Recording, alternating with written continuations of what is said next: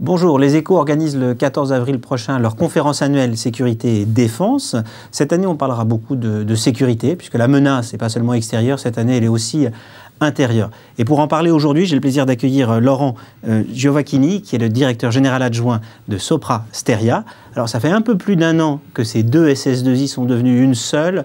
Juste en quelques mots d'introduction, comment s'est passée la fusion? Où est-ce que vous en êtes aujourd'hui en termes de périmètre? Bonjour David, bien la fusion s'est bien passée.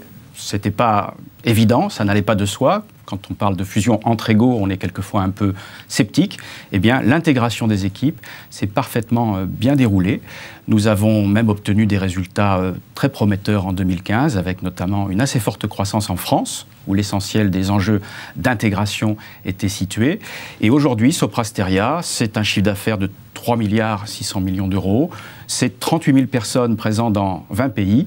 Et c'est un véritable leader de la transformation numérique en Europe.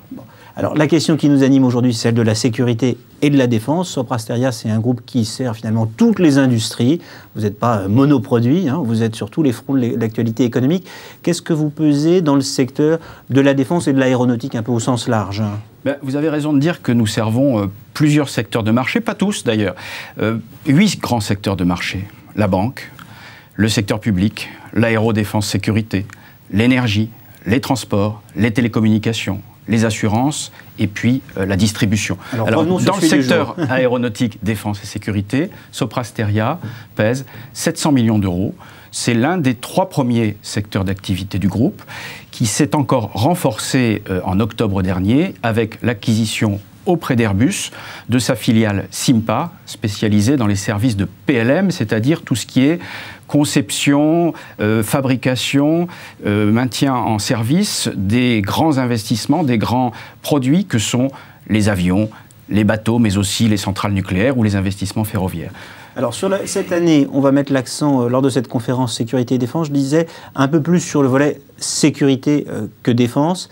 Comment est-ce que vous voyez un petit peu évoluer la menace en tant qu'observateur? Est-ce qu'on est dans un monde très mouvant? Qu'est-ce qui a changé? Pourquoi est-ce qu'on aurait besoin de s'adapter? Qu'est-ce qui bouge en ce moment? La révolution numérique, Sopra Steria est bien placée pour en parler. Elle est au cœur des enjeux de sécurité publique aujourd'hui. La menace, elle évolue et elle se renforce. Nos ennemis, puisqu'il faut bien parler d'ennemis, disposent de moyens de communication et de cyberattaques de plus en plus performants. J'en veux pour preuve ce document que j'ai entre les mains, qui est le guide d'utilisation des communications sécurisées que Daesh a édité et met à la disposition de ses affidés, de ces militants sur Internet. C'est un guide, je peux vous le dire, qui est très bien fait. Ce que vous dites, c'est qu'en gros, nos ennemis ont des outils. Eux aussi sont des digital natives. Ils ont des outils. Ils savent parfaitement utiliser ce qu'on appelle le dark web. Vous savez, cet Internet obscur qui est le lieu d'échange privilégié du crime organisé, mais aussi des organisations terroristes. Oui, donc il faut que nous sachions faire face à cette menace qui se renforce, notamment dans le cyberespace. Alors c'est vrai qu'on voit beaucoup, oui, Internet comme une gigantesque opportunité, un moyen de vivre une vie plus agréable. On se rend compte que les ennemis, entre guillemets, se servent aussi de ce web pour nous attaquer. Comment est-ce qu'on peut se protéger? Est-ce qu'on peut se protéger ou est-ce que finalement la menace est tellement diffuse, c'est impossible de tout surveiller? Qu'est-ce qu'on peut faire? Qu'est-ce qu'on a comme outil? On peut se protéger et je dirais même que la révolution numérique, c'est une formidable opportunité pour des services et des administrations qui n'étaient pas jusqu'à présent formidablement bien outillés pour conduire de grands programmes d'investissement. Je pense notamment au service du ministère de l'Intérieur, qui est traditionnellement le ministère de l'immédiateté, qui culturellement, financièrement et en termes d'organisation aussi n'est pas très à l'aise avec les grands programmes qui durent des dizaines d'années. Ils réagissent à l'urgence. Eh bien, la révolution numérique, ça va leur permettre de mettre en service de nouveaux usages en tirant parti très vite, en mode agile, des innovations qui sont apportées par la révolution numérique. Vous dites quoi? Il y a d'un côté le monde de la défense avec la DGA, les grands programmes sur 10 ans. Ça, c'était un peu le business traditionnel des fournisseurs de la défense. Et aujourd'hui, avec la sécurité, il faut changer d'approche parce que le client est en train de changer aussi.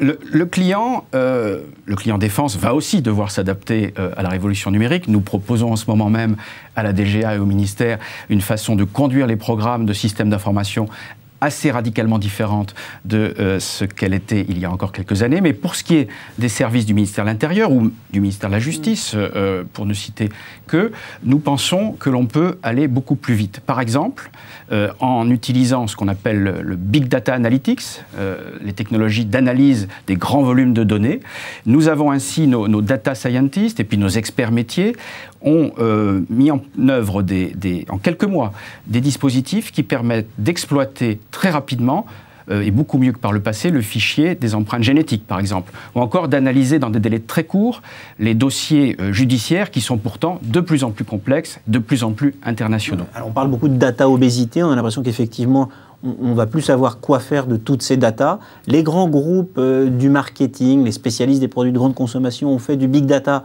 un avantage compétitif. Dans le monde de la sécurité et de la défense, vous pensez qu'on est assez bien outillé aussi pour finalement se servir de ces outils Culturellement, est-ce qu'on est prêt? On y est prêt culturellement. Il peut y avoir des précautions à prendre sur le plan légal, sur le plan juridique, bien sûr, et nous y veillons. Mais il est évident que ces techniques d'analyse de grands volumes de données, de Big Data Analytics, vont nous permettre de rivaliser avec la menace et de doter les services de renseignement, les services de sécurité publique, les services judiciaires de nouveaux outils pour aller encore plus vite dans la recherche des responsabilités, aller encore plus vite dans la détection des menaces et des personnes qui agissent de manière nuisible sur notre territoire. Laurent, merci. Et je vous donne à toutes et à tous rendez-vous donc le 14 avril pour notre conférence annuelle Sécurité et Défense.